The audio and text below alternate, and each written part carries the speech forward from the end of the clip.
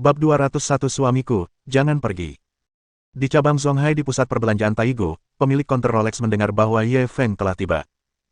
Dia segera keluar untuk menyambut mereka secara pribadi.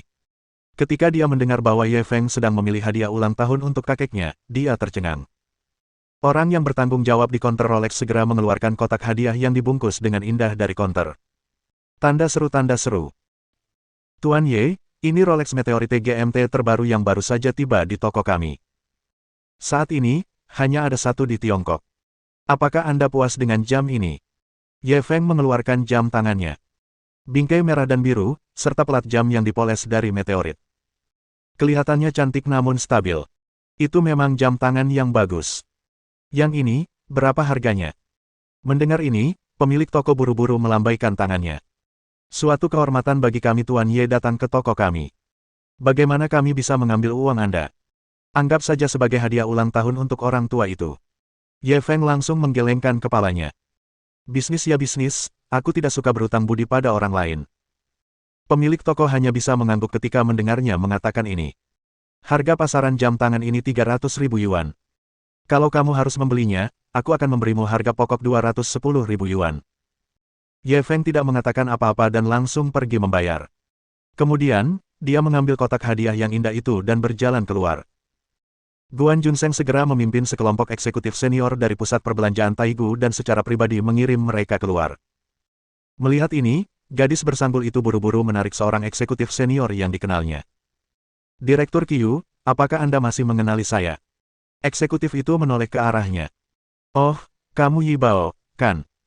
Bukankah kamu membantu kami dengan barang-barang kami terakhir kali? Gadis bersanggul itu langsung mengangguk. Ya. Direktur Qiu, saya ingin bertanya sesuatu. Direktur Qiu menatap punggung Ye Feng dan bertanya dengan cemas, apa yang ingin kamu tanyakan? Apakah Tuan Ye benar-benar bos mal Anda? Tanya gadis bersanggul itu dengan cemas. Itu benar. Ini. Bagaimana mungkin? Dia masih sangat muda. Sejak zaman dahulu, pahlawan datang dari yang muda. Tuan Ye adalah pemuda paling luar biasa yang pernah kulihat. Baiklah, aku tidak akan bicara lagi denganmu. Aku akan mengantar Tuan Ye pergi dulu. Setelah Direktur Qiu selesai berbicara, dia segera mengejar kelompok itu. Gadis bersanggul itu menatap ke arah yang ditinggalkan Ye Feng dengan linglung. Dia linglung untuk waktu yang lama. Ruang siaran langsung juga meledak. Dia ternyata bos besar pusat perbelanjaan Taigu, kok bisa, berapa umurnya, kelihatannya dia masih 20-an, ya. Hal ini diakui secara pribadi oleh seorang manajer senior pusat perbelanjaan Taigu, tidak mungkin salah. Pusat perbelanjaan Taigu adalah pusat perbelanjaan paling mewah di kota Zonghai kita, untuk menjadi bos tempat ini, betapa hebatnya dia. Jika pacar saya adalah bos pusat perbelanjaan Taigu, apakah itu berarti saya dapat membeli, dan membeli setiap hari? Suamiku, jangan pergi, aku ingin melahirkan monyetmu. Di sisi lain, Ye Feng bangun pagi-pagi keesokan harinya dan mendandani dirinya. Lalu, dia berganti ke setelan hitam Dolce. Dia seorang pemuda yang bersemangat. Kemudian, dia mengambil hadiah yang telah disiapkannya untuk kakek neneknya dan pergi. Lin Junjun telah menunggu di luar pintu untuk waktu yang lama. Di belakangnya, ada seorang pria berwajah jujur. Cek, bukankah kamu terlalu tampan hari ini? Mata Lin Junjun langsung berbinar saat melihatnya. Aku tidak suka apa yang kau katakan. Kapan aku tidak tampan? Ye Feng tersenyum. Aku salah bicara. Ketampananmu tak penting kapan atau di mana. Itu sudah melekat di tulangmu. Lebih seperti itu. Baiklah, aku berhenti bercanda denganmu. Kamu tidak pulang ke kampung halamanmu hari ini. Aku sudah mencarikan sopir tetap untukmu. Lin Junjun menunjuk pria di belakangnya. Halo, Tuan Ye, panggil saja saya Xiao Wu. Pria itu buru-buru membungkuk pada Ye Feng. Bukannya aku nggak bisa nyetir. Buat apa aku butuh sopir? Meskipun Ye Feng berkata demikian, dia masih cukup tersentuh. Jarak dari sini ke rumahmu beberapa ratus kilometer. Aku akan lebih tenang kalau kamu dapat sopir tetap. Wajah Lin Junjun dipenuhi kekhawatiran. Jika kau begitu mengkhawatirkanku, sebaiknya kau kembali bersamaku, kata Ye Feng dengan nada bercanda. Pergi ke neraka. Aku bukan saudaramu.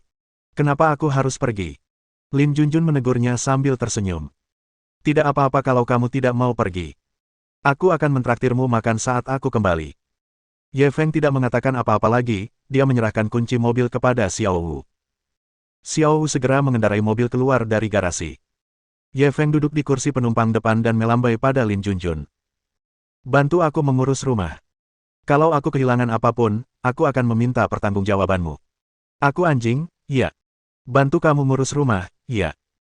Lin Junjun sedikit marah, dan dia bertingkah seolah-olah dia akan bertarung. Ayo pergi, ayo pergi. Atas desakan Ye Feng, mobil sport itu segera meninggalkan bayangan dan melesat pergi. Keterampilan mengemudi Xiao Wu cukup bagus. Mobilnya cepat dan stabil. Saat dia mengirim Ye Feng ke Fan City, hari sudah hampir tengah hari. Baiklah, kita berhenti di sini. Saat mobil memasuki Fan City, Ye Feng berbalik dan memberi instruksi pada Xiao Wu. Xiao Wu segera menghentikan mobilnya di pinggir. Ye Feng lalu mengeluarkan setumpuk uang tunai dari tasnya. Terima kasih sudah mengantarku pulang. Ini imbalan atas kerja kerasmu. Xiao Wu melihat tumpukan uang tunai itu setidaknya 10.000 yuan dan buru-buru melambaikan tangannya. Tidak perlu, Nona Lin sudah membayar. Ye Feng memasukkan uang itu ke tangannya tanpa menjelaskan apapun. Ini hadiah tambahanku untukmu. Cari tempat makan dulu, lalu beli tiket pulang. Selamat festival pertengahan musim gugur. Xiao Wu meneteskan air mata rasa syukur. Dia keluar dari mobil dan pergi. Ye Feng berpindah ke kursi pengemudi dan terus bergegas pulang. Seperti kata pepatah lama, rindu rumah lebih penting. Di masa lalu, Ye Feng tidak memiliki kesan mendalam tentang hal itu. Tetapi kali ini, dia dapat dengan jelas merasakan emosi yang rumit ini. Dia tidak memiliki orang tua sejak dia masih muda. Dia dibesarkan oleh kakek neneknya. Kakeknya adalah seorang pensiunan tentara. Dia biasanya sangat ketat dalam disiplinnya. Namun, Ye Feng tahu betul seberapa dalam perasaan kakeknya terhadapnya. Suatu ketika, sekolah memaksanya membayar uang sekolah. Dia pulang dan menceritakannya kepada kakeknya. Kakeknya berkata dengan dingin, belajarmu tidak bagus, dan masih punya muka untuk minta uang. Aku tidak punya uang. Saat itu dia bahkan sempat menyalahkan kakeknya dalam hatinya. Keesokan harinya, dia melewati pasar basah dalam perjalanannya ke sekolah. Dia benar-benar melihat kakeknya di pintu masuk pasar, menjual medali militernya sejak dia masih muda. Dia merasa seakan-akan tersambar petir. Kakeknya telah menukar nyawanya dengan medali-medali itu, dan medali-medali itu biasanya sangat berharga baginya. Setiap beberapa hari, ia akan mengeluarkannya dan mengelapnya, lalu membungkusnya dalam beberapa lapisan dan menaruhnya kembali ke dalam lemari. Dia tidak menyangka bahwa demi membayar biaya kuliah Ye Feng, kakeknya bahkan akan menjual nyawanya. Ye Feng telah mengambil keputusan. Dia harus belajar keras dan masuk ke universitas yang bagus. Jika dia sukses di masa depan, dia pasti akan membalasnya dengan baik. Sekarang, sudah waktunya baginya untuk memenuhi janjinya. Bab 202 Rasa Rumah. Rumah Ye Feng terletak di distrik yang sangat tua di kota Fan. Rumah-rumah dan fasilitas di sini sudah sangat tua. Tetangga di sini sebagian besar adalah orang tua yang kesepian. Karena jalannya sangat sempit, mobil tidak dapat masuk. Tanda seru. Dia tidak punya pilihan selain memarkir mobil super likan di pinggir jalan. Kemudian, dia mengambil hadiah yang telah disiapkannya untuk kakek neneknya dan berjalan memasuki lingkungan sekitar. Para lelaki dan perempuan tua di jalan semuanya menatap mobil sport keren itu. Monster macam apa itu? Apa itu mobil? Sepertinya begitu. Tapi, jarang ada mobil seburuk itu. Ada apa dengan matamu? Menurutku itu sangat bagus. Mewah sekali, tapi tidak sebagus Wuling milik Liu Si saya. Sekarang setelah Anda mengatakannya, tampaknya Wuling memang terlihat lebih menarik. Tapi mobil ini pasti bernilai cukup mahal, kan? Saya rasa nilainya tidak sebesar Wuling. Orang kaya mana yang bisa datang ke komunitas kita? Sepertinya memang begitu. Siapa pemuda yang baru saja lewat itu? Mataku agak kabur, aku tidak melihat dengan jelas. Saya tidak melihatnya dengan jelas, tapi cukup kaku. Apa mereka kesini lagi untuk jualan produk kesehatan? Dia berpakaian persis seperti penipu yang datang terakhir kali. Saya jadi marah setiap kali Anda menyebutkannya. Saya menghabiskan beberapa ribu dolar untuk produk perawatan kesehatan, tapi malah membuat saya berjerawat putih. Sekelompok pembohong sialan ini. Anak-anak mereka pasti tidak akan punya anus di masa depan. Petik 2. Semakin dekat Ye Feng ke pintu, semakin cepat detak jantungnya. Dia telah melalui banyak hal selama kurun waktu ini. Namun dia belum pernah segugup ini sebelumnya. Pintu tua itu dibiarkan terbuka sedikit, dan suara tawa neneknya yang akrab terdengar dari dalam. Ye Feng langsung tersenyum. Dia langsung mendorong pintu hingga terbuka dan masuk. Nenek, aku kembali. Pada saat itu, dua orang wanita tua tengah duduk di dalam ruangan. Salah satunya adalah seorang wanita tua berambut putih namun energik, neneknya, Ma Xianglan. Yang satunya lagi adalah Nenek Huang, tetangganya. Saat dia mendengar suara Ye Feng, Ma Xianglan tercengang. Dia bergegas mengenakan kacamata presbiopia yang tergantung di dadanya dan dengan hati-hati mengidentifikasinya. Oh, bukankah ini cucu tertuaku? Ma Xianglan mengenali cucunya dan bergegas menyambutnya. Karena dia berjalan terlalu cepat, dia hampir tersandung bangku di tanah. Ye Feng terkejut dan buru-buru maju untuk mendukungnya. Nenek, pelan-pelan. Aku tidak bisa lari. Tangan Ma Xianglan gemetar saat menggenggam tangan cucunya. Matanya berkaca-kaca. Cucu tertua. Nenek sangat merindukanmu. Kau bahkan tidak memberitahu nenek bahwa kau akan kembali. Ye Feng membantunya menyeka air matanya. Aku ingin memberimu kejutan. Ma Xianglan menepuk dahinya. Dasar bocah kecil, aku sudah tua sekali, tapi kau masih memberiku kejutan. Apa kau tidak takut aku akan sakit karena terkejut? Ye Feng tersenyum polos. Nenek sama sekali tidak tua, dan beliau semakin muda. Jika kita berjalan-jalan di jalanan beberapa tahun lagi, orang-orang akan mengira kau adikku. Ma Xianglan begitu terhibur olehnya hingga ia tak bisa menutup mulutnya. Dasar bocah nakal, kau jadi licik sekali setelah pergi selama setengah tahun. Ye Feng merasa dirugikan. Aku hanya mengatakan yang sebenarnya. Bagaimana bisa kau menyebutnya licik? Saat itu, Nenek Huang datang menghampiri. Iya, Xiao Feng, aku baru saja bercerita tentangmu kepada nenekmu. Aku tidak menyangka kau akan datang secepat ini. Ye Feng mengangguk sopan padanya. Nenek Huang, selamat festival pertengahan musim gugur. Nenek Huang menatapnya dari atas ke bawah. Cek, Xiao Feng, kamu memang pernah ke kota besar. Kamu terlihat sangat energik. Kalau kita di jalanan, aku bahkan tidak akan berani mengenalimu. Ye Feng buru-buru mengucapkan beberapa kata sopan. Dia lalu melihat sekeliling dan menoleh ke Ma Xianglan. Nenek, di mana kakek? Wajah Ma Xianglan dipenuhi rasa jijik ketika mendengarnya menyebut-nyebut suaminya. Pria tua keras kepala itu bertengkar denganku pagi ini dan pergi dari rumah. Ah! Ye Feng tercengang. Kabur dari rumah. Haruskah kita bergegas mencarinya? Ma Xianglan menggelengkan kepalanya dengan bangga. Jangan khawatir, aku kenal dia dengan baik. Paling-paling, dia cuma jalan-jalan ke taman lansia. Sebentar lagi juga pulang. Pada saat itu, dia mendengar suara seorang lelaki tua datang dari luar. Dasar orang desa. Itu namanya mobil sport, harganya jutaan. Kalian gak ngerti apa-apa dan cuma bisa ngomong sembarangan. Orang tua itu mengumpat sambil mendorong pintu dan masuk. Kakek, aku kembali. Ye Feng segera menghampirinya dengan gembira. Orang tua itu berwajah persegi dan berambut disisir ke belakang. Pada saat ini, wajahnya tampak lesu, dan dia memancarkan aura yang mengesankan. Dia adalah Ye Baoguo, kakek Ye Feng. Di hadapan antusiasme cucunya, ia tetap memasang wajah datar. Kenapa kamu tidak belajar keras di sekolah? Apa yang kamu lakukan di sini?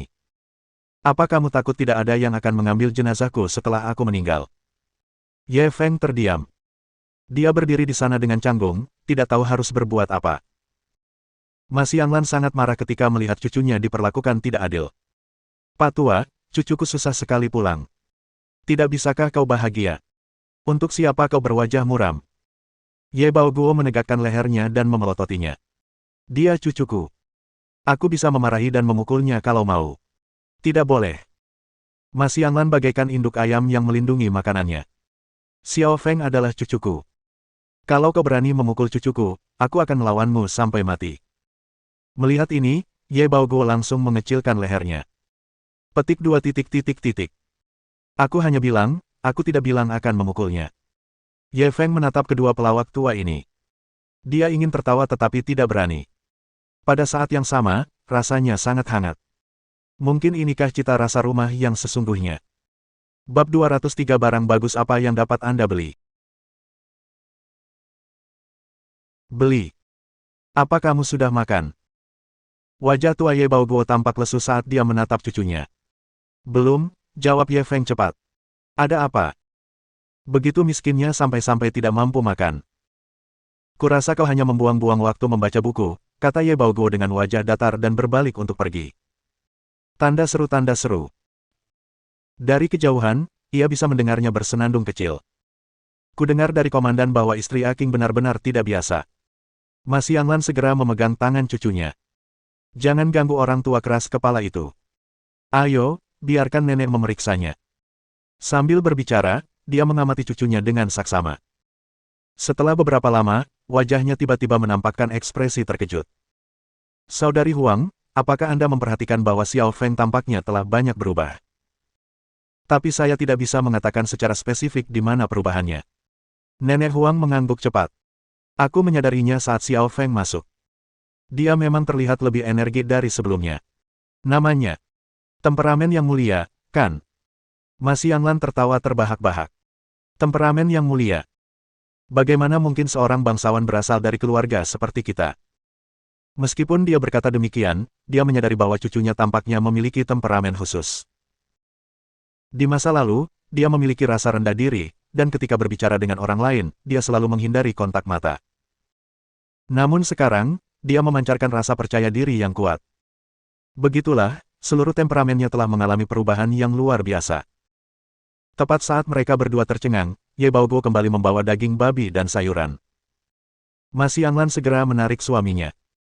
Pak Tua Ye, lihatlah temperamen cucu kita. Bukankah dia banyak berubah? Ye Baoguo melirik Ye Feng dan berkata dengan dingin, temperamen macam apa dia? Dia baru 2 hari di kota dan sudah jadi orang kota. Kenapa kau berpura-pura jadi serigala berekor besar? Setelah itu, dia berbalik dan pergi ke dapur. Ye Feng menggaruk kepalanya dengan canggung dan segera mengikutinya masuk. Kakek, biarkan aku membantumu. Ye Baoguo segera mengusirnya. Di sini berasap, dan kau berpakaian seperti agen asuransi. Apa yang kau lakukan di sini? Apa kau meminjam pakaian ini dari seseorang? Jangan biarkan orang lain mengotorinya. Ye Feng tersenyum tak berdaya. Dia tidak punya pilihan selain keluar dan mengobrol dengan nenek sebentar. Tak lama kemudian, tercium bau harum dari dapur. Mas Yanglan menahan tawa. Sejak kita menikah, aku hanya melihat lelaki tua ini memasak beberapa kali. Hari ini, aku sungguh beruntung memilikimu. Ye Feng juga cepat mengangguk. Dalam ingatannya, kakeknya belum pernah memasak sebelumnya. Dari sini dapat diketahui bahwa meskipun hari ini dia tidak bersikap baik kepadanya, tetapi sebenarnya dia merasa senang di dalam hatinya. Tak lama kemudian, Ye Baoguo keluar membawa beberapa hidangan. Dia kemudian mengeluarkan sebotol malte yang telah disimpannya selama bertahun-tahun dari lemari. Mas Yanglan sedikit kesal ketika melihatnya. Dokter bilang tekanan darahmu agak tinggi, jadi dia tidak mengizinkanmu minum. Ye Baoguo memelototinya. Dokter bukan apa-apa. Aku sudah beberapa kali ke gerbang neraka di medan perang dan aku tidak pernah takut pada siapapun, jadi kenapa aku harus takut pada tekanan darah? Mas Yanglan cemberut. Bukankah kamu hanya seorang juru masak? Sudah berapa tahun kamu menyombongkannya? Ye Baoguo langsung cemas. Bukankah tentara dapur itu tentara? Aku bahkan membunuh beberapa musuh dengan pisau dapurku. Ye Feng melihat mereka berdua hendak bertengkar lagi, dan dia segera memisahkan mereka. Mas Yanglan menarik Nenek Huang untuk duduk di sisi lain dan menjelaskan kepadanya. Putra dan cucu Nenek Huang sedang pergi ke luar kota. Dia satu-satunya di rumah, dan biasanya dia makan bersama kami. Ekspresi Nenek Huang agak tidak wajar. Mereka. Wajar kalau anak muda sibuk dengan pekerjaan. Mas Yanglan sedikit marah ketika mendengarnya. Sibuk apa? Sesibuk apapun mereka, dia bahkan tidak menginginkan ibunya sendiri lagi. Sudah berapa lama sejak terakhir kali dia datang menemuimu? Nenek Huang langsung cemas. Omong kosong, mereka. Dia bahkan akan kembali saat tahun baru. Cucuku bahkan membelikanku gelang yang harganya beberapa ratus. Sambil berbicara, dia tidak lupa memamerkan gelang di pergelangan tangannya. Selama kurun waktu ini, Ye Feng juga telah bersentuhan dengan banyak artefak giok. Setidaknya, ia memiliki kemampuan untuk membedakan. Terlihat bahwa tekstur dan pengerjaan gelang tersebut relatif kasar. Seharusnya itu adalah produk kelas bawah yang harganya sekitar 180 yuan. Namun, Mas Yanglan merasa sedikit iri dan tanpa sadar menyembunyikan pergelangan tangannya di lengan bajunya. Ye Feng menyadari hal ini dan merasakan sakit yang tajam di hatinya. Untuk membiayai biaya sekolahnya, neneknya telah menjual gelang giok warisan leluhurnya. Ye Feng bahkan melihatnya menangis diam-diam. Kejadian ini merupakan pukulan berat baginya. Setiap kali dia memikirkannya, hatinya terasa seperti dipelintir pisau. Untungnya, dia sekarang memiliki cukup kemampuan untuk membayar kembali kedua orang tua itu. Memikirkan hal itu, ia buru-buru mengambil tasnya. Kakek, Nek, aku juga membelikan kalian hadiah kali ini. Aku hanya tidak tahu apakah kalian akan menyukainya. Ye Baoguo membanting gelas anggurnya ke meja. Kenapa kamu buang-buang uang? Kamu masih kuliah. Kenapa kamu tidak fokus belajar saja daripada melakukan hal-hal yang tidak berguna ini setiap hari? Meskipun berkata begitu, matanya menatap tasnya dengan rasa ingin tahu. Jelas sekali ia menantikannya. Melihat ini, Ye Feng sengaja mengulur waktu dan menolak mengeluarkannya. Ye Baoguo, pria yang tidak sabaran, langsung marah. Apa ini? Kenapa tidak kau keluarkan saja? Melihat dia hendak mengamuk, Ye Feng tidak berani membuatnya penasaran lagi, dan dia pun segera mengeluarkan kotak Rolex itu. Ye Baoguo menyambarnya dan dengan kasar membuka kotak hadiah yang indah itu. Apa ini? Kenapa dibungkus rapat sekali? Apa menurutmu ini emas batangan? Ini jauh lebih baik daripada emas batangan. Kamu pasti suka. Puff, barang bagus apa yang bisa kamu beli? Ye Baoguo membalas tanpa ampun. Pada saat yang sama, dia membuka kotak itu. Saat dia melihat jam di dalamnya, matanya terbelalak. Ini. Bab 204 tidak ingin sampah ini bahkan jika kau memberikannya padaku. Melihat ekspresi terkejut Ye Baoguo, Mas Yanglan dan Nenek Huang juga datang dengan rasa ingin tahu. Wah, Xiao Feng, jam tangan ini sangat cantik. Mas Yanglan mengulurkan tangan untuk menyentuhnya tanpa sadar. Apa yang kamu lakukan? Ini hadiah dari Xiao Feng. Tanda seru. Ye Baoguo mengeluarkan jam tangannya dan memakainya di pergelangan tangannya seolah-olah dia sedang melindungi makanannya. Dan kemudian, untuk pertama kalinya, senyum muncul di wajahnya. Ye Feng mengambil kesempatan itu untuk mengaku. Kakek, apakah kakek menyukainya? Mendengar ini, wajah Ye Baoguo kembali muram. Seleramu benar-benar buruk. Jam tangan ini terlalu jelek. Berapa banyak yang kau habiskan? Ye Feng ragu-ragu, aku menghabiskan beberapa ratus yuan. Itu tidak mahal. Ia takut jika ia menjawab 200.000, orang tua itu akan takut dan pergi. Itu akan menjadi tragedi. Siapa yang tahu bahwa Ye Baoguo tiba-tiba menjadi cemas saat mendengar ini. Kamu punya uang tapi tidak punya tempat untuk menghabiskannya. Bagaimana mungkin jam tangan rusak ini bernilai ratusan yuan? Kalau aku pergi ke Pekan Raya Kuil, aku bisa membelinya seharga beberapa puluh yuan. Bahkan lebih bagus dari punyamu. Punggung Ye Feng dipenuhi keringat dingin. Untungnya, dia telah mengatakan beberapa ratus yuan. Kalau dia bilang telah menghabiskan 200.000 yuan, kakeknya mungkin akan langsung menghajarnya. Dasar orang tua keras kepala, Mas Yanglan menimpali. Jarang sekali cucumu menunjukkan bakti. Tidak bisakah kau sedikit lebih bahagia? Setelah dia selesai berbicara, dia menatap Ye Feng dengan penuh semangat. Ye Feng hampir tertawa melihat ekspresinya. Ia segera mengeluarkan kotak lain dari tasnya. Nenek, ini untukmu. Mas Yanglan segera mengambil kotak hadiah itu dan membukanya dengan hati-hati. Begitu dia membuka bungkusan luarnya, dia mencium wangi yang berasal dari dalam. Dia tidak tahu kotak kayu itu terbuat dari apa. Baunya harum sekali. Mas Yanglan kemudian membuka kotak kayu itu. Ketika dia melihat gelang di dalamnya, dia menutup mulutnya karena terkejut. Gelang yang indah sekali.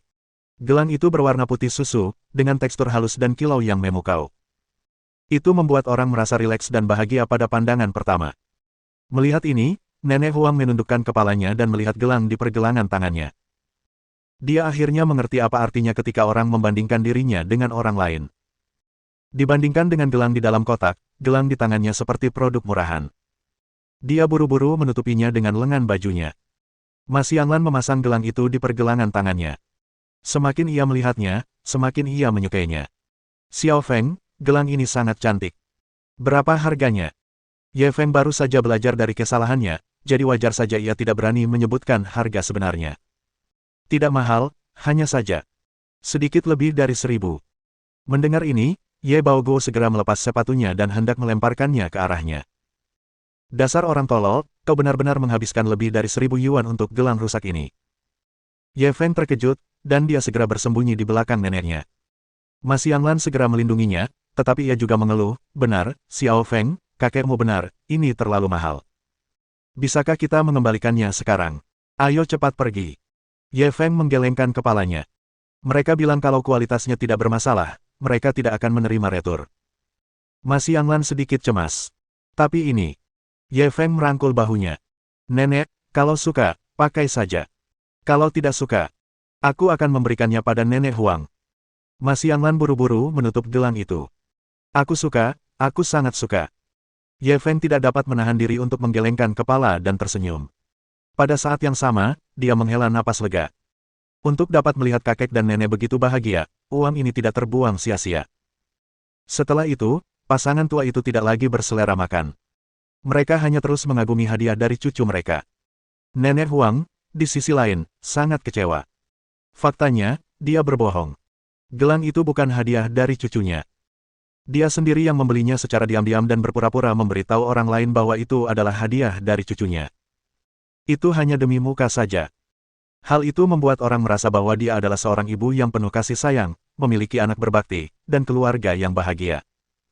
Faktanya, ketika putra dan cucunya kembali tahun lalu, mereka bukan saja tidak memberinya hadiah apapun, tetapi mereka juga tidak memberinya apapun. Sebelum dia pergi, putranya bahkan mengambil uang pensiunnya. Dia mengatakan bahwa dia ingin membeli rumah untuk cucunya di kota. Sekarang, dibandingkan dengan Ye Feng, cucunya terlalu buruk.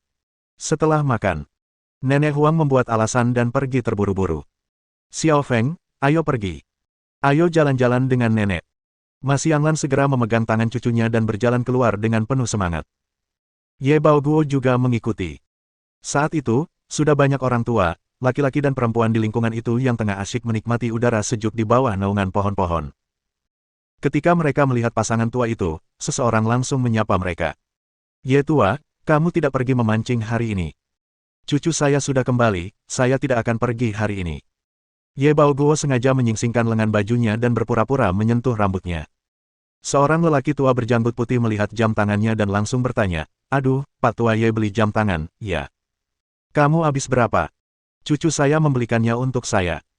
Harganya tidak mahal, hanya beberapa ratus yuan. Kata-kata Ye Baoguo agak sombong. Ye tua, kamu telah membesarkan cucu yang baik. Semua orang memujinya. Mas Yanglan tak mau ketinggalan dan, tanpa sengaja, memperlihatkan gelangnya. Cucu saya memang berbakti. Oh, dia bahkan membelikanmu gelang. Gelang ini cantik sekali. Kamu pasti menghabiskan banyak uang untuk itu, kan? Tidak mahal, hanya sedikit di atas 1000. Ye Baoguo dan Mas Yanglan tampil memukau di hadapan halayak ramai tanpa hambatan. Ye Feng melihat kekanak-kanakan pasangan tua itu, lalu menggelengkan kepala dan tersenyum pahit. Namun, jika dipikirkan dengan hati-hati, tampaknya dia tidak mempunyai sesuatu pun yang bisa dibanggakan, kecuali diterima di Universitas Zonghai melalui ujian masuk perguruan tinggi. Mereka melakukan ini untuk membuktikan kepada tetangganya. Cucu mereka sendiri tidak kalah dengan orang lain. Memikirkannya, dia merasa sedikit sedih. Pada saat ini, sebuah suara sumbang tiba-tiba muncul. Cek, apa yang harus dibanggakan?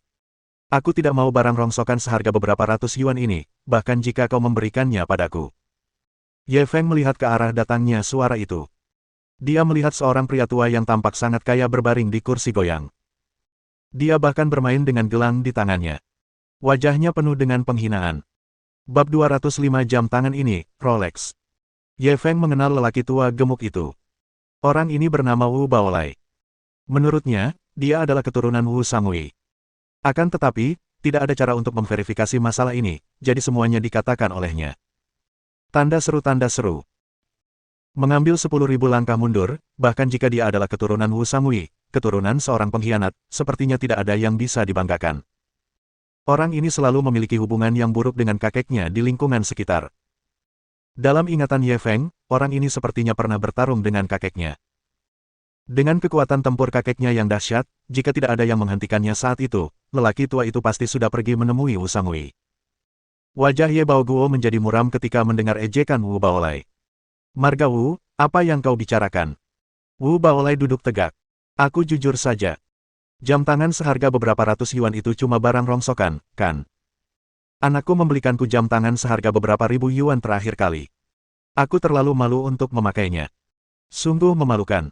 Ye Baoguo buru-buru berbalik dan menatap Ye Feng. Dia takut melukai harga diri cucunya. Untungnya, Ekspresi Ye Feng tenang, dan tidak ada fluktuasi yang terlihat. Baru saat itulah ia merasa lega. Lalu, ia berjalan menuju Wu Baolai. Beranikah kau mengatakannya lagi? Wu Baolai begitu ketakutan sehingga ia segera mundur. Pak Tua Ye, kau mau bertindak? Aku peringatkan kau, anakku sekarang ada di Biro Transportasi Umum. Kau boleh mencoba menyentuhku. Mas Yanglan dan Ye Feng dengan cepat menarik Ye Baoguo kembali. Kakek, ini hari libur besar. Kita tidak perlu merendahkan diri seperti orang seperti ini, Ye Feng buru-buru menasihati. Ye Baoguo masih marah. Xiao Feng, jangan dengarkan omong kosongnya. Putranya pelit sekali. Buat apa dia membelikannya jam tangan seharga beberapa ribu yuan? Kurasa dia hanya iri. Wu Baolai mendengar ini dan terus mencibir. Aku iri. Kau yakin? Kau lihat gelangku. Gelang itu dari kayu cendana merah, harganya beberapa ribu. Kalau kau memang mampu, suruh cucumu membelikannya untukmu. Saat mengatakan ini, dia sengaja melambaikan gelang di tangannya ke arah Ye Baoguo. Melihat lelaki tua itu terus memprovokasinya, Ye Feng sedikit marah. Pak Tua Wu, sudah selesai. Apa kau mau dipukuli? Ketika Pak Tua Wu melihat seorang anak kecil berani bersikap kasar padanya, ia tertawa terbahak-bahak. Aduh, sekarang giliran si tua pamer, giliran si kecil. Bajingan kecil, kau pikir kau siapa? Ye Baoguo benar-benar marah saat mendengar dia memarahi cucunya. Wu Baolai, kalau aku tidak menghajarmu habis-habisan hari ini, aku akan mengganti nama keluargaku menjadi namamu. Sambil berbicara, dia menyingsingkan lengan bajunya dan bersiap untuk maju ke depan. Pada saat ini, ia tiba-tiba mendengar seseorang di sampingnya berseru, tunggu sebentar, Pak Tua Ye. Apa kau yakin jam tanganmu bernilai beberapa ratus yuan? Ye Baoguo menoleh ke arah pria itu. Guru Zeng, cucuku bilang dia hanya menghabiskan beberapa ratus yuan. Pria yang berbicara itu berusia 60-an dan mengenakan kacamata berbingkai hitam. Namanya Zeng Yansun, seorang guru bahasa Inggris di sekolah menengah Fan City. Saat Ye Feng masih di sekolah menengah, Tuan Zeng bahkan mengajari mereka beberapa pelajaran. Zeng Yansun bangkit dan berjalan mendekat. Ia melihat jam tangannya dan berkata, Rolex. Bukankah ini Rolex? Kok bisa harganya beberapa ratus yuan? Memang, berbudaya itu berbeda. Dia langsung mengenali logo pada jam itu. Banyak orang tua, laki-laki dan perempuan yang tengah menikmati udara sejuk itu menjadi bingung. Guru Zeng, apa itu Rolex? Rolex adalah merek jam tangan asing. Harganya sangat mahal, jelas Zeng Yansun. Ada merek jam tangan. Dan itu dari luar negeri. Seberapa mahalnya bisa disebut sangat mahal? Menghadapi pertanyaan-pertanyaan dari orang banyak, Guru Zeng merasa sedikit kewalahan. Jangan tanya saya tidak tahu. Harganya cukup mahal. Yang mahal sepertinya ratusan ribu, dan yang murah mungkin puluhan ribu. Semua orang terkejut mendengar kata-katanya. Apa? Jam tangan rusak harganya ratusan ribu. Bukankah ini perampokan? Guru Zeng, Anda bercanda, kan? Saya belum pernah mendengar jam tangan seharga ratusan ribu yuan. Saya percaya pada Guru Zeng. Dia selalu bisa diandalkan. Dia tidak akan bicara tanpa berpikir. Ya ampun, apa Xiao Feng merampok bank? Kamu benar-benar bisa membeli jam tangan seharga ratusan ribu. Kamu tidak dengar apa yang Guru Zeng katakan. Yang paling mahal harganya beberapa ratus ribu yuan, dan yang termurah cuma beberapa puluh ribu. Membeli jam tangan seharga puluhan ribu yuan saja sudah cukup menakutkan. Berapa banyak kubis yang bisa dibeli dengan harga itu? Apakah Xiao Feng menghasilkan banyak uang di luar? Dia baru kuliah setengah tahun. Memangnya dia kaya apa?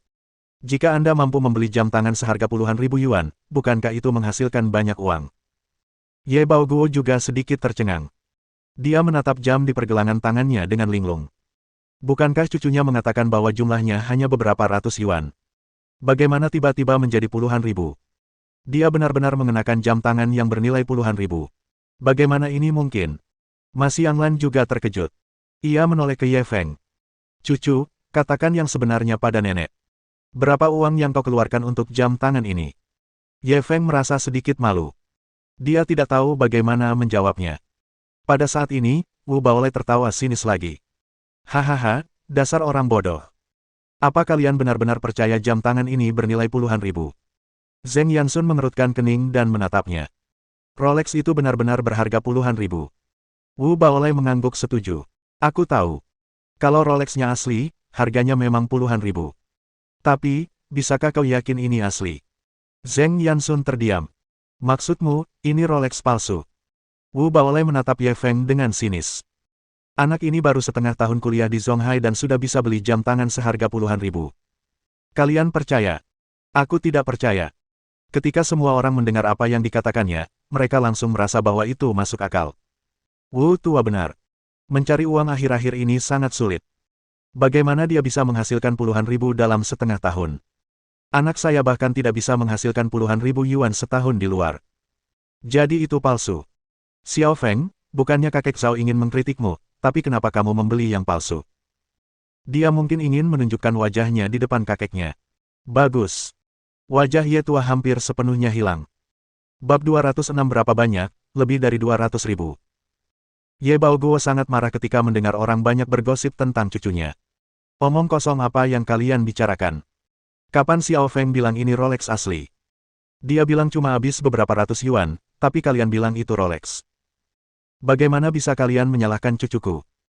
Ketika orang banyak mendengar tuduhannya, mereka merasa tidak ada yang salah dengan tuduhan itu.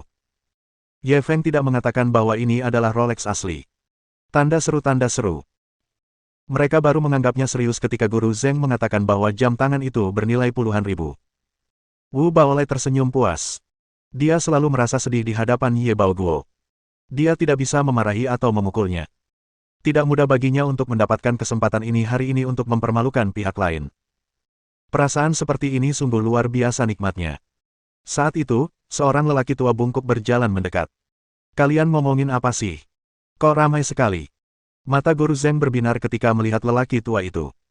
Hu tua, kau datang tepat waktu. Cucu Ye tua membelikannya Rolex palsu. Kelihatannya seperti asli. Ye Feng mengenali orang tua itu. Nama orang ini adalah Husan Duo, dan dia telah mendirikan sebuah kios reparasi jam tangan di pinggir jalan. Sepanjang ingatannya, Husan Duo tampaknya telah memperbaiki jam tangan.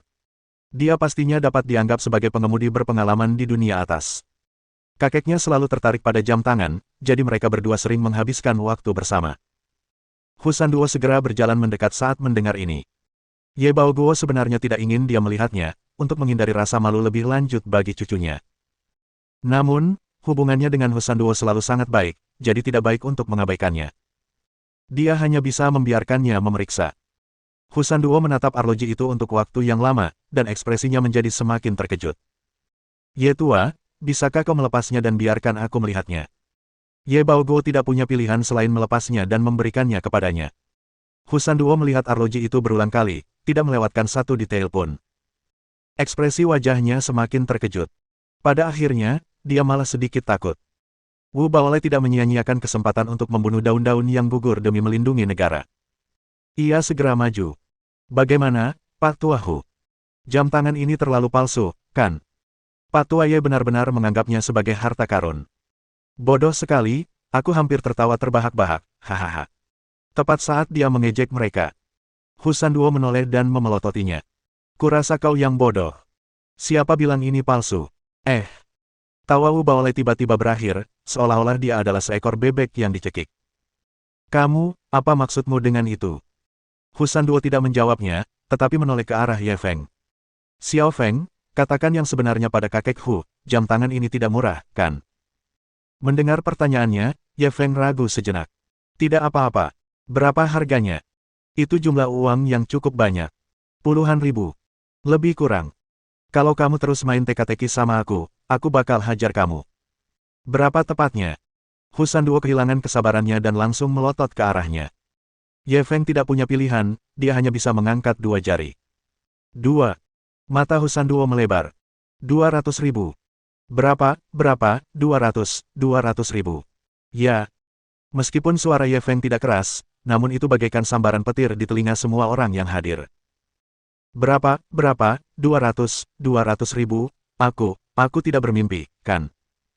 Dengarkan dia, bagaimana mungkin 200 ribu? Aku tidak akan percaya bahkan jika kau memukuliku sampai mati. Xiao Feng sudah keluar selama setengah tahun dan belajar berbohong. Benar. Dia baru keluar setengah tahun. Dari mana dia akan mendapatkan 200 ribu? Kalaupun dia benar-benar punya 200 ribu yuan, kenapa dia pakai itu untuk beli jam tangan? Bukankah itu tindakan bodoh? Petik 2. Ye Baoguo juga sedikit tercengang saat ini, dan dia menatap Ye Feng dengan tatapan kosong. Xiao Feng, berapa harga jam tangan ini? Ye Feng menghela napas, kakek, aku harus jujur. Jam tangan ini memang harganya 210.000 yuan. Aku takut kakek tidak senang, jadi aku tidak berani mengatakannya. Kaki Ye Baoguo menjadi lemas dan dia hampir terjatuh. Ye Feng cepat bereaksi dan segera mendukungnya. Ma Xianglan, yang berdiri di sampingnya, meraih tangannya. Xiao Feng, dari mana kamu mendapatkan uang sebanyak itu? Ye Feng menggaruk kepalanya. Aku menghasilkan uang dari bisnisku. Kaki Ma Xianglan menjadi lemas ketika mendengar itu. Ye Feng segera mengulurkan tangannya yang lain untuk menopangnya. Kini, ia menopang salah satu dari mereka dengan masing-masing tangan. Ia merasa tertekan. Dia takut kejadian seperti itu akan terjadi, jadi dia tidak berani mengatakan yang sebenarnya. Siapa sangka pada akhirnya dia tetap tidak bisa melarikan diri. Wu Baolei sangat terkejut hingga dia tidak dapat berbicara. Jam tangan senilai 200.000 yuan. Bagaimana itu mungkin? Ini tidak mungkin. Hu Tua, coba lihat lebih dekat. Apa kau yakin jam tangan ini asli? Dia tidak dapat mempercayainya. Dia adalah seorang anak laki-laki miskin yang masih mengenakan sandal setengah tahun yang lalu. Dia pergi belajar selama setengah tahun. Dan dia menjadi kaya saat dia kembali. Ini sungguh konyol. Hu Sanduo mendengar keraguannya dan langsung menjelaskan, saya sudah memperbaiki jam tangan selama separuh hidup saya. Kalau saya bahkan tidak bisa membedakan mana yang asli dan mana yang palsu, berarti saya benar-benar hidup seperti anjing. Wu Baolei masih belum menyerah. Kalian tidak bisa membuktikannya dengan kata-kata. Kalian harus membuktikannya kepada kami. Hu Sanduo mencibir dan membawa Rolex di depannya. Kalau palsu, pengerjaannya biasanya sangat kasar. Tapi Rolex ini dibuat dengan sangat indah. Sehalus giok di tangan saya. Wu Baolei tertawa meremehkan. Apa maksudnya ini? Ada juga tiruan yang dibuat dengan sangat indah, tapi belum tentu asli. Hu Sanduo melihat bahwa dia masih belum menyerah, jadi dia hanya bisa terus menjelaskan. Ada cara lain, yaitu dengan melihat ke arah jam 6. Ada logo anti pemalsuan berbentuk mahkota yang terdiri dari titik-titik persegi di sini. Kepala korek api memiliki 7 titik, sementara lingkarannya memiliki 14 titik. Entah itu bukan jam tangan palsu atau angkanya salah. Kerumunan orang pun segera mengerumuni. Tidak, mengapa saya tidak bisa melihatnya? Ya, aku juga tidak melihatnya. Jika Anda tidak dapat melihatnya, apakah itu berarti jam tangan ini palsu? Semua orang melihatnya lama sekali, tetapi mereka tetap tidak dapat menemukan simbol mahkota yang disebutkan Hu Sanduo. Hu Sanduo langsung menjelaskan, logo anti pemalsuan ini hanya bisa dilihat dari sudut tertentu. Logo ini juga sangat sulit dilihat dengan mata telanjang. Anda harus menggunakan kaca pembesar untuk melihatnya dengan jelas. Saya punya kaca pembesar di sini. Salah satu lelaki tua itu mengeluarkan kaca pembesar dari bukunya. Lalu, dia berjalan mendekat dan mengamatinya dengan saksama. Bab 207 melahirkan anak seperti Ye Feng. Orang tua itu mengamatinya dengan kaca pembesar cukup lama, lalu tiba-tiba berseru, benar-benar ada mahkota. Coba kulihat, coba kulihat. Coba kulihat juga. Mahkota apa itu? Semuanya, berbaris jangan dorong, jangan dorong. Tanda seru, tanda seru. Kerumunan itu bergegas maju untuk memeriksa dan kemudian berseru. Memang ada mahkota kecil. Kalau aku tidak memperhatikan dengan saksama, aku tidak akan menyadarinya. Saya hitung. Memang ada 7 titik di ujung korek api dan 14 titik di ujung bawah lingkaran. Benarkah? Jam tangan ini benar-benar berharga 200.000. Kalian semua, hati-hati. Kalau sampai jatuh ke tanah, kalian gak akan sanggup bayarnya meskipun harta kalian habis. Hati Wu Baolei bertambah dingin ketika mendengar apa yang dikatakan orang banyak. Apakah jam tangan ini benar-benar asli? Apakah benar-benar bernilai 200.000? Hal ini langsung membuatnya meragukan hidupnya. Sebab, belum lagi jam tangan senilai 200.000. Dia bahkan belum pernah melihat 200.000 yuan seumur hidupnya. Ini sudah melampaui cakupan pengetahuannya. Hu Sanduo juga takut kalau sekelompok orang ini akan merusak jam tangan itu, jadi dia buru-buru mengambilnya kembali. Tentu saja, ada banyak cara untuk memverifikasi keaslian jam tangan ini, seperti ukiran pada gesper, struktur casing, kalender, inti, atau membuka penutup belakang untuk memeriksanya. Namun, saya rasa itu tidak perlu. Saya berani menjamin dengan nyawa saya bahwa jam tangan ini benar-benar asli. Setelah mendengar apa yang dikatakannya, tak seorang pun ragu lagi. Di antara mereka semua, hanya Sanduo yang merupakan seorang profesional di industri jam tangan. Karena dia sudah mengatakannya dengan pasti dan bahkan menjaminnya dengan nyawanya, apalagi yang perlu mereka ragukan. Semua orang menatap Ye Feng dengan tak percaya. Xiao Feng, kamu benar-benar hebat. Kamu bahkan mampu membeli jam tangan seharga 200.000 yuan. Aku bahkan tidak berani memikirkannya. Terlebih lagi, dia memberikan jam tangan yang sangat mahal kepada kakeknya. Kebanggaannya sungguh menyentuh hati. Xiao Feng, apa urusanmu di luar?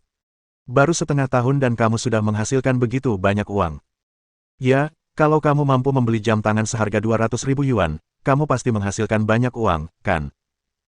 Jika kamu punya bisnis yang menguntungkan, kamu harus mengajak saudara Yuan dan biarkan dia membantumu. Adikmu, Lily, sebentar lagi lulus SMA. Kenapa kamu tidak mengajaknya datang? Kamu juga bisa mempererat hubungan kalian sambil melakukannya. Xiao Feng, kamu belum punya pacar, kan? Xiao Fei kita cuma 3 tahun lebih tua darimu. Kalau cewek yang 3 tahun lebih tua darimu, pasti sudah memeluk batu bata emas. Kamu masih berani ngomongin Xiao Fei-mu? Dia kan janda. Bagaimana mungkin dia pantas untuk Xiao Feng? Memangnya kenapa kalau dia sudah bercerai? Bukankah sudah biasa bercerai sekarang? Xiao Feng saja tidak keberatan, kenapa kau banyak bicara? Xiao Feng, jangan dengarkan dia. Putri keduaku seumuran denganmu. Dia masih perawan. Kerumunan itu berubah dari yang awalnya bersorak-sorai menjadi berebut cucu menantu. Mereka yang tidak memiliki cucu perempuan dilanda kecemasan. Mereka tidak sabar menunggu putra-putrinya bekerja lembur dan segera membuatnya. Ye Baoguo tidak berniat mencari menantu perempuan sekarang, tetapi menatap cucunya dengan marah. Xiao Feng, kamu keterlaluan. Kenapa kamu tidak bilang ke kakek kalau kamu beli jam tangan semahal itu? Apa kita masih bisa mengembalikannya? Ye Feng langsung menggelengkan kepalanya. Kau sudah melepas dan memakainya begitu lama, jadi sudah pasti tidak bisa dikembalikan. Ye Baoguo sedikit kesal. Kenapa kamu tidak bilang dari tadi? Bagaimana aku bisa memakai jam tangan semahal itu? Ye Feng tidak keberatan. Bukankah jam tangan ini dibuat untuk dipakai orang? Kalau orang lain bisa memakainya, kenapa kamu tidak? Ye Baoguo tidak sabar. Bagaimana kondisi keluarga kita? Bisakah kau dibandingkan dengan mereka? Simpan uang ini dan tunggu sampai kau punya istri. Ye Feng terhibur olehnya. Kakek, aku sudah menabung cukup banyak untuk menikahi istriku. Percayalah, keluarga kita akan semakin sukses di masa depan. Bukan hanya jam tangan, tapi juga rumah besar, mobil, kekasih, aku tidak akan kehilangan apapun. Dia hampir mengatakan, cantik, tetapi dia bereaksi tepat waktu. Ma Xianglan menatap cucunya dengan mata berkaca-kaca. Cucuku akhirnya sukses. Aku bisa tenang bahkan jika aku mati sekarang. Ye Feng buru-buru menyeka air matanya. Nenek, selama ini nenek sudah berbuat terlalu banyak untukku. Biar aku yang mengurus nenek di masa depan. Ma Xianglan menganggukkan kepalanya berulang kali, wajahnya penuh kelegaan. Para tetangga memandang keluarga bertiga itu dengan rasa iri. Ye tua sangat beruntung memiliki cucu yang baik. Dia benar-benar baik. Jika aku punya cucu seperti dia, aku akan mati tanpa penyesalan. Sayang sekali keturunan kita yang tidak berguna itu bahkan tidak bisa dibandingkan dengan jari Xiao Feng. Anak-anak harus seperti Ye Feng. Ketika Ye Baoguo mendengar semua orang memuji cucunya, dia langsung menatap Wu Baolai dengan bangga. Yang bermarga Wu, buka mata anjingmu dan lihat. Cucuku membelikanku jam tangan seharga 200.000 yuan, apa kau punya? Kurasa kau tidak akan mampu membelinya bahkan jika kau menjual putra dan cucumu. Wu Baolai telah menderita pukulan besar di hatinya. Namun, ia menolak untuk mengakui kekalahan dan terus berkata, itu cuma jam tangan seharga 200.000 yuan. Siapa yang mau? Lalu, ia menoleh ke Ma Xianglan dan bertanya, kakak ipar, cucumu memberi Ye tua sebuah jam tangan senilai 200.000 yuan. Apa dia tidak memberimu apa-apa? Ma Xianglan menjabat gelang di tangannya. Siapa bilang dia tidak memberikannya padaku? Gelang ini pemberian cucuku. Wu Baolai tersenyum jahat. Jam tangannya saja sudah 200.000 yuan. Lalu, gelangmu ini 1 juta yuan, kan? Ma Xianglan terdiam. Berapapun jumlahnya, ini adalah tanda terima kasih cucuku. Tak ternilai harganya. Wu Baolai tahu bahwa dia hanya berbasa-basi, jadi dia terus bertanya, berapa tepatnya harganya? Lebih dari 1.000. Hahaha. Ketika Wu Baolai mendengar harganya, dia langsung mengangkat kepalanya dan tertawa. Kakak ipar, tampaknya posisimu di hati cucumu jauh lebih rendah daripada posisi Ye tua. Ma Xianglan sedikit sedih ketika mendengar itu. Dia selalu memanjakan cucunya ini. Tetapi sekarang setelah cucunya kaya, dia memberi suaminya sebuah jam tangan senilai 200.000 yuan. Namun, dia hanya memberinya gelang yang harganya sedikit lebih dari 1.000 yuan. Bukankah perbedaan ini terlalu besar? Bab 208 tidak, aku akan pingsan. Ketika Ye Baoguo mendengar kata-kata Wu Baolai, dia langsung marah besar. Wu, beraninya kau menebar perpecahan di keluarga kita. Kau cari mati. Ye Baoguo hendak memukulinya. Para tetangga melihat hal itu dan buru-buru menghentikannya. Tanda seru. Pak Tua Ye, tenanglah. Pak Tua Wu tidak melakukannya dengan sengaja. Wu Tua, kau keterlaluan. Kalau kau tidak bisa bicara, tidak bisakah kau bicara lebih sedikit? Benar. Sebesar apapun, itu niat baik seorang anak. Kurasa kau tidak tahu rasanya dipukuli. Apa kau lupa bagaimana Old Ye memukulmu? Wu Baolai masih menatap Ma Xianglan dengan senyum di wajahnya meskipun dia mendengar kritikan orang banyak. Benar, kakak ipar. Lebih dari 1.000 yuan sudah bukan jumlah yang sedikit. Itu hanya lebih buruk dari Tuan Ye, 200 kali lipat, begitulah pentingnya dirimu di hati cucuku. Haha. Melihat orang ini masih mencoba menebar perselisihan di antara keluarganya, Ye Feng tidak dapat menahannya lagi. Dia baru saja akan memberinya 2 pukulan. Pada saat itu, mereka tiba-tiba mendengar suara tegas seorang wanita. Kalian semua tidak ada kegiatan. Semua orang menoleh dan melihat seorang wanita parubaya mengenakan ban lengan merah. Ia sedang menggendong seorang wanita tua saat mereka berjalan mendekat. Nama wanita itu adalah Liu Bingbing, dan dia adalah direktur kantor jalan. Wanita tua itu adalah ibunya, Wei Fang, seorang pensiunan profesor di sebuah universitas. Ketika orang banyak melihat Liu Bingbing, mereka langsung berhenti. Apa yang sedang terjadi? Liu Bingbing menatap kerumunan dengan dingin. Seseorang segera memberitahunya apa yang telah terjadi. Setelah Liu Bingbing mendengar ini, dia menatap Ye Baoguo dan Wu Baolai dengan kesal. Kukira itu masalah besar, tapi kalian malah bertengkar gara-gara masalah sepele. Kalian semua sudah kakek-kakek sekarang. Kenapa masih bertingkah seperti anak kecil? Wu Baolai agak ragu. Dia yang memulainya. Liu Bingbing menatapnya dengan dingin. Diam. Kalau kau tidak memprovokasi Pak Tua Ye, apa dia akan memukulmu? Apa hubungannya harga gelang mereka denganmu? Wu Baolai langsung terdiam. Ekspresi Liu Bingbing berubah menjadi lebih baik. Baiklah, pergi saja. Jangan membuat masalah tanpa alasan. Setelah selesai berbicara, dia membantu ibunya berdiri dan bersiap untuk pergi. Pada saat itu, ibunya, Wei Fang, tiba-tiba berkata, "Tunggu sebentar, Xiao Ma. Bisakah kamu membiarkan aku melihat gelangmu?" Xiao Ma, yang dia maksud adalah Ma Xianglan. Usianya sudah lebih dari 80 tahun, jadi tidak salah jika memanggil Ma Xianglan yang berusia sekitar 70 tahun itu dengan sebutan Xiao Ma. Semua orang di lingkungan itu biasanya menghormati Profesor Wei. Tidak terkecuali Ma Xianglan. Ketika dia mendengarnya berbicara, dia buru-buru melepaskan gelang itu dan menyerahkannya dengan kedua tangan. Wei Fang mengambil gelang itu dan bersikap seolah-olah tidak terjadi apa-apa. Ketika dia melihatnya dengan jelas, ekspresinya membeku. Liu Bingbing melihat ekspresi ibunya yang aneh dan segera bertanya, "Bu, ada apa? Apakah ibu merasa tidak nyaman?" Wei Fang tidak menjawabnya. Ia malah menatap Ma Xianglan. "Xiao Ma, kamu bilang gelang ini dibeli seharga 1.000 yuan." Ma Xianglan mengangguk. "Cucuku yang memberikannya kepadaku. Katanya harganya lebih dari 1.000. Wei Fang melirik Ye Feng. Meski dia tidak mengatakan apa-apa, Ye Feng merasa seolah-olah dia telah melihat pikirannya. Dia merasa sedikit canggung. "Anak muda, katakan yang sebenarnya. Berapa uang yang kau keluarkan untuk gelang ini?" Mata Wei Fang bersinar dengan kebijaksanaan, menyebabkan orang lain tidak berani menatapnya. "Karena kamu sudah melihatnya, apakah kamu masih perlu bertanya padaku?" Ye Feng tidak dapat menahan diri untuk tidak memperlihatkan senyum pahit. Ma Xianglan bingung. "Profesor Wei, maksudmu gelang ini bernilai lebih dari 1.000 yuan?" Wei Fang tertawa terbahak-bahak. "Saya khawatir kotak berisi gelang ini harganya lebih dari 1.000 yuan. Coba tebak lagi." Ma Xianglan sedikit terkejut. Kotak yang berisi gelang itu bernilai lebih dari 1.000 yuan. Tidak heran dia merasa kotak itu begitu indah. Ada pula aromanya. Mungkinkah 10.000? Dia melaporkan suatu nomor dengan ragu-ragu. Coba tebak lagi. 20.000. Kamu masih jauh dari itu.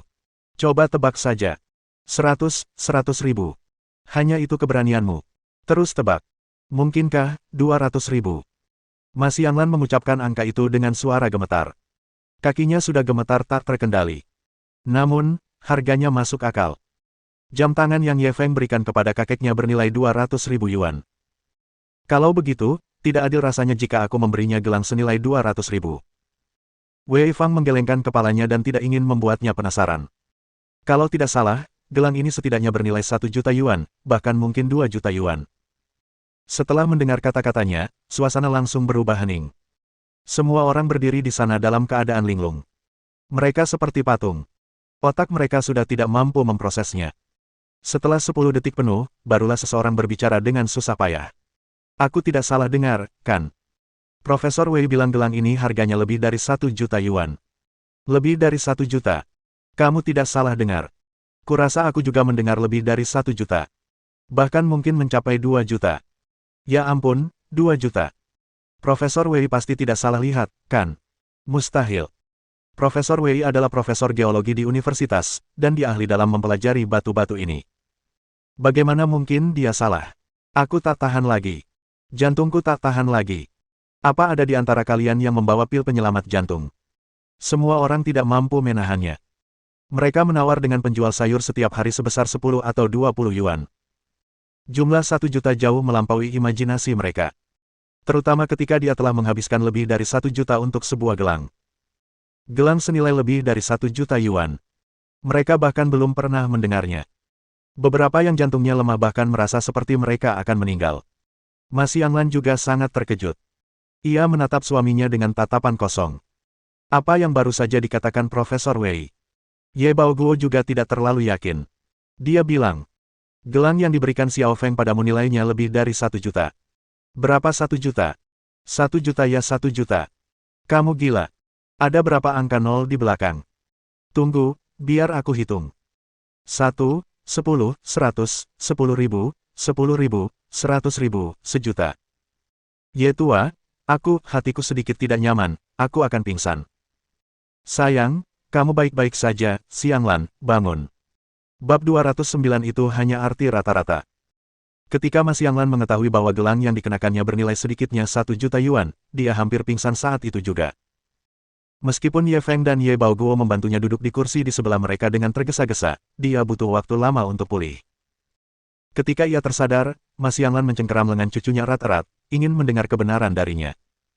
Xiao Feng, katakan yang sebenarnya pada nenek. Berapa harga gelang ini? Ye Feng tak berdaya, dan ia hanya bisa mengatakan yang sebenarnya. Gelang ini, harganya, 1,68 juta. Tanda seru tanda seru. Ma Xianglan hampir pingsan lagi ketika mendengar itu. 1,68 juta. Dia dan suaminya telah bekerja keras sepanjang hidup mereka, tetapi mereka tidak dapat memperoleh sebagian kecil pun dari jumlah ini. Cucunya telah menghabiskan 1,68 juta yuan untuk membelikan gelang untuknya. Tingkat kemewahan ini jauh melampaui pengetahuannya. Xiao Feng, dari mana kamu dapat uang sebanyak itu? Kamu tidak melakukan hal buruk, kan? Ia lalu teringat cucunya, yang baru kuliah tahun pertama. Kok bisa dia sekaya itu? Mungkinkah anak ini melakukan sesuatu yang ilegal? Ye Feng terdiam. Meskipun demikian, dia masih sangat tersentuh. Orang lain hanya peduli apakah Anda punya uang atau tidak. Hanya mereka yang sungguh peduli terhadap Anda yang akan mengkhawatirkan keselamatan Anda. Jangan khawatir, Nek. Aku sudah menghasilkan uang dari bisnisku. Itu cuma gelang. Jumlahnya memang tidak sedikit, tapi hanya rata-rata. Ye Feng tidak berani memberitahu neneknya bahwa dia sekarang bernilai puluhan miliar. Kalau tidak, nenek mungkin akan pingsan. Hal-hal ini hanya bisa dilakukan selangkah demi selangkah dan perlahan-lahan biarkan dia menerimanya. Ketika Ma Xianglan, Ye Baoguo, dan semua orang mendengar kata-katanya, mereka tidak tahu harus berkata apa. Kalau saja mereka tahu kata Versailles. Itu hanyalah pertandingan Versailles. Gelang senilai 1,68 juta yuan, dan itu hanya rata-rata. Kalau begitu, berapa banyak uang yang menjadi banyak? Pada saat ini, Wei Fang mengembalikan gelang itu dan menatap Ye Feng dengan makna yang dalam. Gelang ini terbuat dari giok hetian kualitas terbaik, dan pengerjaannya luar biasa. Jelas sekali dibuat oleh seorang ahli. 1,68 juta yuan memang tidak mahal. Ye Feng langsung mengacungkan jempol. Profesor Wei benar-benar punya mata yang tajam untuk melihat bakat, aku terkesan. Profesor Wei menatapnya tajam. Yang lebih langka lagi, kau begitu berbakti kepada kakek nenekmu. Kau benar-benar anak baik yang langka. Cucu perempuanku. Lupakan saja, dia tidak pantas. Setelah itu, dia pergi dengan bantuan putrinya. Para pria dan wanita tua yang ingin memperkenalkan cucu perempuan mereka kepada Ye Feng tidak berani berbicara lagi. Bahkan cucu Profesor Wei tidak layak untuk Ye Feng. Wanita biasa dalam keluarga mereka bahkan kurang berpenampilan. Semua orang memandang Ye Baoguo dan Ma Xianglan dengan iri. Keluarga Ye awalnya adalah keluarga termiskin di lingkungan mereka. Namun, itu semua karena mereka memiliki cucu yang baik. Sekarang, mereka telah menjadi keluarga terkaya di sini. Ini bukan lagi sesuatu yang membuat iri. Mereka bahkan sedikit cemburu dan penuh kebencian. Tepat saat hati dan pikiran semua orang hancur dan mereka akan bubar. Tiba-tiba, mereka mendengar seseorang berteriak dari luar, "Mobil siapa ini? Bisakah kamu memindahkannya?" Ye Feng tahu bahwa suara itu datang dari tempat dia memarkir mobilnya. Mungkin mobilnya yang menghalangi jalan orang lain. Dia segera keluar. Semua orang saling memandang dan ingin melihat jenis mobil apa yang dikendarainya. Mereka segera mengikutinya. Ketika Ye Feng berjalan keluar distrik itu, dia melihat seorang pria parubaya berseragam polisi, sedang melihat mobil sportnya. Sebelum ia sempat bicara, Wu Baolei sudah melangkah maju untuk menyapanya. "Aduh, bukankah ini Inspektur Zhang? Kenapa Anda ada di lingkungan kami?" Pria parubaya itu bernama Zhang Weimin, dan dia adalah kepala kantor polisi di Fan City. Dia juga atasan putranya. Dia tidak punya pilihan selain bersikap hormat. Zhang Weimin mengangguk padanya, lalu menoleh ke arah mobil super itu. "Mobil siapa ini?" "Itu milikku." Ye Feng akhirnya menemukan kesempatan untuk berbicara. Zhang Weimin menoleh dan mengamatinya. "Apakah ini mobilmu?" Seolah-olah dia sedang melihat seorang pencuri. Ye Feng tersenyum tak berdaya. "Ini mobilku." Zhang Weimin mengeluarkan sebungkus rokok dari sakunya dan menghisap satu. Kemudian dia mengangkat kepalanya dan menatap Ye Feng. "Apakah kamu merokok?" Bagaimanapun juga, dia adalah kepala kantor polisi, jadi Ye Feng harus memberinya muka dan mengambilnya. Zhang Weimin kemudian mengeluarkan korek api dan membantunya menyalakan rokok. Tindakan sederhana ini hampir membuat rahang para tetangga ternganga. Ini adalah kepala kantor polisi di Fan City. Di mata mereka, dia adalah eksistensi yang berada di luar jangkauan mereka. Sekarang, dia benar-benar berinisiatif menyalakan rokok untuk Ye Feng. Dampak adegan ini pada mereka bahkan lebih mahal dari harga Rolex dan gelang yang dibawa Ye Feng. Apa yang dilakukan anak ini? Dia benar-benar bisa membuat kepala kantor polisi Fan City menyalakan rokok untuknya. Terutama Wu Baolei. Putranya bekerja untuk Inspektur Zhang ini. Biasanya, dia bahkan tidak punya hak untuk menjilatnya. Dan sekarang, Inspektur Zhang ini benar-benar menghargai Ye Feng. Dia bahkan berinisiatif membantu Ye Feng menyalakan rokok. Hal ini langsung membuatnya sangat ketakutan. Zhang Weimin mengepulkan asap rokok dan menatap Ye Feng seolah-olah tidak terjadi apa-apa. "Mobil ini lumayan. Kamu belinya berapa?" Meskipun dia tidak tahu banyak tentang mobil mewah. Namun, dari desain mobil itu yang sangat keren, dia dapat menebak bahwa mobil itu bernilai setidaknya 1 juta yuan. Seseorang yang mampu membeli mobil sport seharga jutaan jelas bukan orang biasa. Meskipun dia tidak benar-benar ingin mengambil hati pihak lain, dia tetap harus berusaha sekuat tenaga untuk membangun hubungan baik. Ye Feng berada dalam posisi yang sulit. Dia tidak berani mengungkapkan harga sebenarnya mobil itu. Jika kakek neneknya mengetahui bahwa dia mengendarai mobil sport yang harganya 70 hingga 80 juta yuan, mereka mungkin harus dikirim ke rumah sakit saat itu juga. Tetapi karena Kapolres sudah berinisiatif bertanya, maka ia harus menjawab. Dia hanya bisa menggunakan tangan kanannya untuk membuat gerakan angka 7. Pihak lain pasti mengerti. Ketika Zhang Weimin melihat gerakan tangan itu, dia terkejut. 7 juta. Mahal banget. Bab 210,7 juta yuan untuk mobil ini. Mahal sekali. Zhang Weimin awalnya mengira mobil sport itu harganya paling mahal 1 atau 2 juta yuan. 7 juta sudah jauh melampaui perkiraannya. Ketika para tetangga mendengar apa yang dikatakannya, mereka hampir terjatuh. "Apa? Mobil ini harganya 7 juta? Kamu pasti bercanda, kan? Mobilnya jelek banget, kayak Mini 4WD yang cucu saya mainkan. Kok bisa harganya 7 juta? Anak keluarga Ye itu sombong, kan? Apa kamu tidak takut angin akan memotong lidahmu?" Dia tidak akan berani menyombongkan diri di depan Inspektur Zhang, bukan? Jadi, mobil ini benar-benar bernilai 7 juta. Ya ampun. Sekaya apa dia? Untuk bisa membeli mobil seharga 7 juta yuan, kekayaan keluarganya pasti setidaknya puluhan juta, kan? Puluhan juta. Dia bisa jadi orang terkaya di daerah kita, kan? Orang terkaya di lingkungan kita. Dia bukan orang terkaya, tapi dia jelas termasuk dalam 100 orang terkaya di daerahnya. Bisnis apa yang dilakukan anak dari keluarga Ye ini? Baru setengah tahun dan dia sudah kaya raya. Kurasa itu jelas bukan bisnis legal. Kalau tidak, bagaimana dia bisa menghasilkan uang secepat itu? Aku juga berpikir begitu. Mungkin dia bahkan seorang pembunuh. Ye Feng terdiam saat mendengar bisikan tetangganya. Mengapa dia terlibat dalam kasus pembunuhan tanpa alasan? Apakah menjadi kaya itu ilegal? Apakah salahnya jika dia mendapatkan uang dengan cepat? Sangat sulit menjadi manusia. Sangat sulit untuk menjadi orang kaya. Sangat sulit menjadi orang kaya yang menghasilkan uang dengan cepat. Zhang Weimin menyingkirkan ekspresi terkejutnya dan mengacungkan jempol pada Ye Feng. Kau sungguh menjanjikan. Setelah berkata demikian, dia berbalik dan hendak kembali ke mobilnya. Begitu dia membuka pintu mobil, dia berbalik dan bertanya, ngomong-ngomong, siapa namamu? Kamu Feng. Zhang Weimin mengangguk dan masuk ke mobil. Ye Feng tidak ingin membuang-buang waktu orang lain, jadi dia memindahkan mobil Super Likan miliknya dan membiarkannya lewat. Kemudian, dia memarkir mobilnya di posisi semula. Ketika dia kembali, para tetangga menatapnya seolah-olah mereka sedang melihat monster. Lagi pula, dengan pengetahuan dan wawasan yang mereka miliki, mereka tidak dapat membayangkan bahwa seorang anak laki-laki miskin yang begitu miskin hingga harus makan tanah setengah tahun yang lalu, kini telah menjadi orang kaya dengan harta puluhan juta yuan. Perubahan ini sebenarnya agak terlalu besar. Wajar saja jika mereka tidak bisa menerimanya. Selalu ada proses penerimaan. Setelah mereka terkejut dan terkesima, mereka pun terbiasa. Ye Feng membuka pintu dan keluar dari mobil. Ia mengangguk dan tersenyum kepada para tetangga. Besok adalah festival pertengahan musim gugur, hari ulang tahun kakek saya. Saya mengundang semua orang ke pesta ulang tahun kakek saya. Tentu saja, kami pasti akan pergi. Bisa berpartisipasi di Ye, merupakan suatu kehormatan bagi kami untuk mengadakan pesta ulang tahun Tuan Tua Ye. Saya mendoakan Tuan Ye agar memperoleh keberuntungan seperti Laut Timur dan umur panjang seperti Gunung Selatan. Ketika semua orang mendengar undangan Ye Feng, mereka mulai menyanjungnya. Mereka bahkan menggunakan nama-nama seperti Tuan Tua Ye.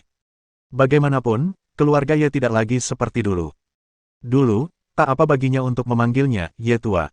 Petik 1. Tetapi sekarang, mereka bahkan tidak bisa membuka mulut mereka. Cucunya dapat dengan mudah menghabiskan ratusan ribu atau bahkan jutaan. Dia tidak lagi berada pada level yang sama dengan mereka. Ye Baoguo merasa canggung dipanggil Tuan Tua oleh semua orang. Besok, kita semua akan berkumpul untuk bersenang-senang, tapi ada syaratnya. Jangan ada yang memanggilku, Tuan Tua, lagi. Kalau ada yang memanggilku seperti itu lagi, aku akan menamparnya keras-keras. Semua orang mengangguk setuju setelah mendengar apa yang dikatakannya. Kemudian, mereka semua memujinya karena tidak melupakan akarnya, dan memperlakukan orang bijak dengan hormat. Petik 1. Setelah beberapa saat, mereka semua bubar. Wu Baolei telah mencoba mendekatinya beberapa kali. Namun dia tidak bisa melupakan wajahnya. Lagi pula, dia baru saja mengejek dan mencemooh mereka, dan sekarang dia ingin memanggilnya saudara. Para tetangga mungkin akan tertawa terbahak-bahak. Tak berdaya, dia hanya bisa pasrah pergi bersama orang banyak itu. Ye Baoguo menunggu kerumunan bubar sebelum dia berjalan ke depan mobil Super Likan. Dia ingin mengulurkan tangan dan menyentuhnya, tetapi sebelum dia bisa menyentuh mobil itu, dia segera menarik tangannya. Seolah-olah dia takut mengotori mobilnya. Ye Feng merasa geli dan langsung menghampirinya untuk meraih tangannya. Kakek, ini mobil kita. Kakek boleh menyentuhnya kalau mau. Tidak, mobil ini terlalu mahal, jangan sampai tergores. Meskipun Ye Baoguo berkata demikian, dia tidak melawan. Ketika dia menyentuh mobil itu, seluruh tubuhnya gemetar. Waktu saya masih di militer, saya bahkan sempat menyetir. Saya masih belum bisa melupakan sensasi menyetir secepat kilat. Saat itu, saya bahkan berpikir, kalau saya harus menyetir seumur hidup, saya pasti akan sangat bahagia. Ye Baoguo tenggelam dalam kenangannya, wajahnya penuh kerinduan. Mendengar ini, Ye Feng merasa agak getir dalam hatinya. Selama bertahun-tahun, kakeknya telah menghabiskan hampir segalanya untuk mendukung studinya. Jika bukan karena dia, mungkin pasangan tua itu akan memiliki kehidupan yang lebih baik, dan mereka akan mampu melakukan apa yang mereka inginkan. Karena dia, kakek dan neneknya menanggung begitu banyak penyesalan. Namun, itu masih belum terlambat. Ye Feng dapat melakukan yang terbaik untuk menebus penyesalan mereka. Kakek, apakah kakek ingin mengendarainya dan bersenang-senang? Tanyanya segera dengan nada yang sangat menggoda. Ye Baoguo buru-buru melambaikan tangannya. Tidak, tidak, mobil ini sangat mahal. Bagaimana kalau rusak? Ye Feng mendorongnya ke kursi pengemudi tanpa penjelasan apapun. Bukannya cuma mobil rusak. Kalau rusak, kita bisa beli yang baru. Setelah itu, dia masuk ke kursi penumpang. Karena mobil sport itu hanya mempunyai 2 tempat duduk, dan nenek jelas tidak bisa masuk ke dalamnya.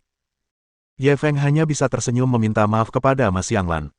Nenek, kamu boleh pulang dulu. Aku mau jalan-jalan sama kakek. Mas Yanglan agak khawatir. Jangan biarkan dia mengemudi.